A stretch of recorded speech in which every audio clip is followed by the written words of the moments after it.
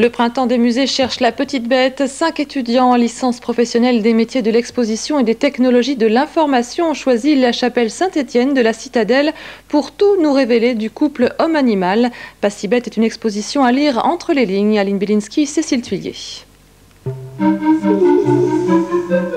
Pas si bête ou comment, grâce aux 3 musées de la Citadelle, découvrir les liens étroits entre l'homme et l'animal. Le musée Comtois, le musée de la Résistance et de la Déportation et le muséum ont pour l'occasion mis en commun leurs collections, des collections dont il a fallu se détacher. On est un peu, nous les conservateurs, on a quand même l'honnêteté de dire qu'on a un peu le nez dans le guidon. C'est-à-dire que finalement on est toujours au milieu de nos collections, qu'on n'a pas forcément souvent le recul nécessaire. Alors les étudiants du métier nous ont apporté un peu ce recul nécessaire qui est d'avoir un point de vue en retrait et qui peuvent amener des idées auxquelles on n'aurait pas forcément pensé à l'origine. L'animal nourriture, l'animal symbole et l'animal guérisseur sont les 3 thèmes retenus par les étudiants.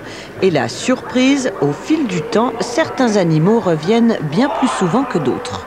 Il y en a un en particulier, c'est le loup qui revient à toutes les époques, souvent dans le rôle du méchant.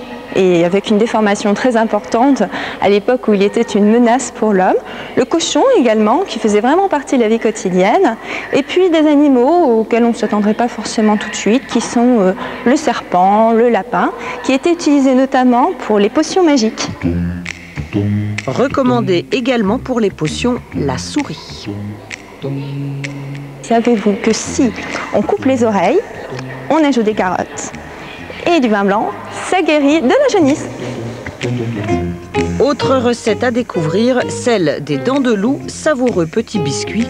Pour vous la procurer, rendez-vous à la Citadelle jusqu'au 9 mai. Enfin, cette dernière